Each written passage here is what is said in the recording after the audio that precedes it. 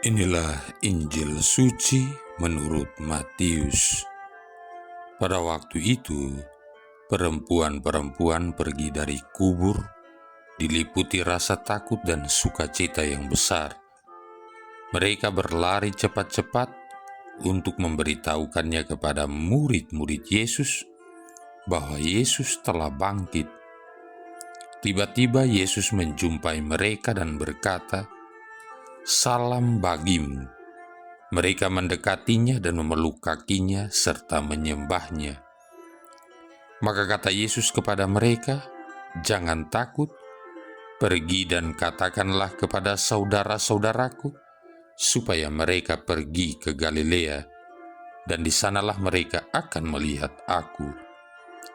Ketika mereka di tengah jalan, datanglah beberapa orang dari penjaga itu ke kota, dan memberitahukan segala yang terjadi itu kepada imam-imam kepala. Dan sesudah berunding dengan tua-tua, mereka mengambil keputusan, lalu memberikan sejumlah besar uang kepada serdadu-serdadu itu dan berkata, "Kamu harus mengatakan bahwa murid-muridnya datang malam-malam dan mencurinya ketika kamu sedang tidur. Dan apabila hal ini kedengaran oleh wali negeri, kami akan berbicara dengan dia, sehingga kamu tidak beroleh kesulitan apa-apa." Mereka menerima uang itu dan berbuat seperti yang dipesankan kepada mereka. Dan cerita ini tersiar di antara orang Yahudi sampai sekarang ini. Demikianlah sabda Tuhan. Saudara-saudari yang terkasih, hidup tanpa uang di zaman sekarang adalah mustahil. Betapa tidak, hampir semua keperluan hidup membutuhkan uang. Untuk memperoleh sandang, pangan, dan papan sebagai kebutuhan primer dan paling pokok, manusia membutuhkan uang. Belum lagi untuk kebutuhan-kebutuhan lain seperti biaya pendidikan atau sekolah anak-anak, biaya pengobatan, biaya untuk kebutuhan rekreasi, komunikasi, dan sebagainya. Semuanya membutuhkan uang. Dalam konteks ini, uang merupakan sarana atau alat untuk berbelanja. Inilah fungsi ekonomis dari uang. Akan tetapi, selain fungsi ekonomis, uang juga bisa punya fungsi lain. Misalnya, fungsi politis, di mana uang bisa dan biasa dipakai untuk membungkam atau menutup mulut seseorang. Sebagai contoh, ada sekian banyak kasus kejahatan tak pernah terbongkar dan terus dipeti eskan, serta tetap menjadi misteri yang tak pernah terkuak karena telah ada apa-apanya, yakni uang penutup mulut. Saudara-saudari yang terkasih, ternyata budaya dan praktik ini, yakni uang tutup mulut, sudah terjadi juga pada zaman Yesus. Bacaan Injil hari ini berkisah tentang hal itu. Konon, ada sejumlah besar pengawal kubur Yesus diberi jumlah uang oleh pemuka-pemuka agama dan masyarakat Yahudi yang menjadi dalang dan otak pembunuhan Yesus. Setelah berunding, mereka sepakat untuk memberikan sejumlah uang kepada para pengawal kubur itu agar tidak mengatakan kebenaran bahwa Yesus sungguh telah bangkit. Dengan uang penutup mulut itu, mereka lalu merekayasa kebangkitan Yesus. Katanya, Yesus tidak bangkit, tetapi jenazahnya dicuri oleh murid-muridnya pada waktu malam, ketika para pengawal itu sedang tidur lelap. pada ayat terakhir dari perikop Injil hari ini ditulis, mereka menerima uang itu dan berbuat seperti yang dipesankan kepada mereka. Di sini, menerima uang tutup mulut berarti menutup kebenaran, merekayasa kebenaran menjadi kepalsuan.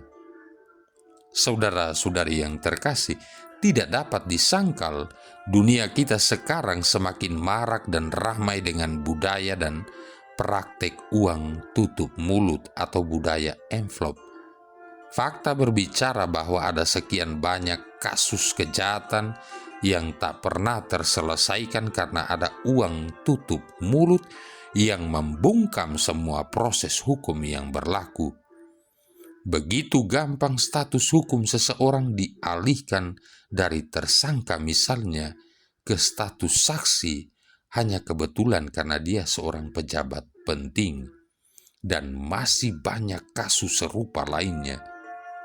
Selain itu ada juga uang pelancar atau uang pelicin untuk suatu urusan yang dikenal dengan uang envelope. Kalau seseorang datang ke kantor untuk suatu urusan tanpa bawa envelope, biasanya satpam atau pembantu akan menyuruhnya pulang dengan kata-kata yang halus, "Maaf, Bapak sedang sibuk, sebaiknya datang besok saja." Tapi kalau datang dengan membawa envelope, apalagi yang agak tebal, maka prosesnya akan lancar, urusannya cepat selesai.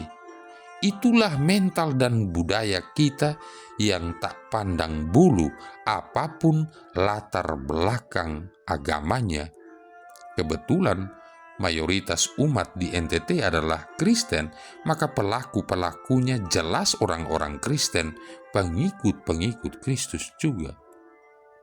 Saudara-saudari yang terkasih, semangat Paskah yang kita rayakan dan kita gaungkan lewat doa, lagu-lagu meriah, dan berbagai kegiatan liturgis lainnya mengajak kita semua untuk bangkit dari budaya dan sikap mental seperti itu, untuk memulai suatu budaya baru dengan menjadi saksi-saksi serta pelaku-pelaku kebenaran yang mengutamakan mutu hidup moral dan iman. Hanya dengan demikian, niscaya dunia kita akan semakin layak didiami oleh semua orang. Mengakhiri permenungan ini, saya ingin menyampaikan sebuah cerita. Konon di Eropa umumnya dan di Italia khususnya, orang-orang begitu sayang pada binatang-binatang piaraan, khususnya anjing. Tidak heran anjing-anjing piaraan sering diperlakukan sama seperti manusia, bahkan melebihi manusia. Kalau kebetulan Anda berpapasan dengan seorang ibu dengan bayinya dan dengan seekor anjing, maka Anda tentu akan merasa sangat heran karena yang digendong si ibu pasti saja anjing kesayangannya, sedangkan bayinya diletakkan di dalam kereta lalu ditarik oleh si ibu. Singkatnya, saking sayangnya mereka kepada anjing-anjing, maka kalau ada anjing yang mati pasti selalu dikubur dengan upacara resmi layaknya seorang manusia yang mati.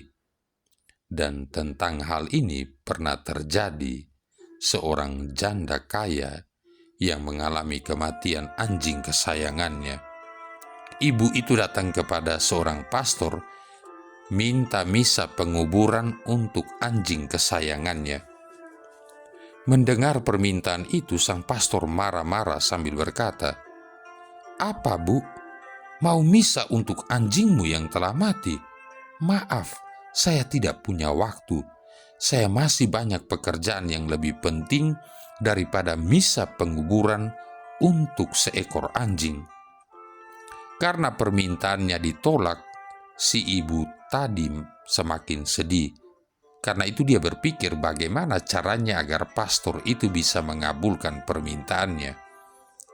Akhirnya ia mendekati pastor tersebut sambil berbisik ke telinganya bahwa untuk misa penguburan anjingnya itu, ia telah menyediakan stipendium sebesar 1.000 euro. Mendengar itu sang pastor tiba-tiba menyesal dan berkata, "Oh begitu, mengapa sejak tadi ibu tidak bilang kalau anjing kesayanganmu itu juga beragama Katolik? Kalau begitu baiklah, sebentar jam 5 sore saya akan merayakan misa penguburan anjing kesayanganmu itu." Saudara-saudari yang terkasih, kebetulan hal ini terjadi pada seorang pastor. Hal yang sama atau mirip bisa saja terjadi pada siapa saja. Dan semangat Paskah mengajak kita lagi untuk melayani sesama dengan hati dan iman, untuk mewartakan kebenaran kasih Allah kepada kita, sebagaimana telah ditunjukkan oleh Kristus sendiri, yang demi cintanya kepada kita, ia rela wafat di salib. Semoga kita pun selalu mencari Yesus dan memberikan kesaksian tentang Dia, karena Dia sendiri telah lebih dahulu mencari dan menyelamatkan kita yang lemah dan berdosa ini. Marilah berdoa. Allah yang Maha Rahim, berkat kebangkitan Putramu yang terkasih, Engkau telah mengumpulkan kami sebagai umat-Mu yang baru.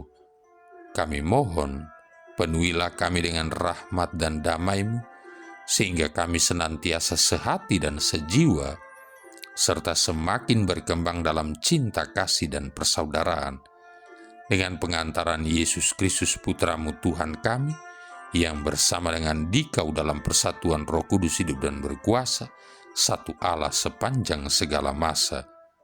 Tuhan memberkati kita sekalian, Bapa, Putra, dan Roh Kudus.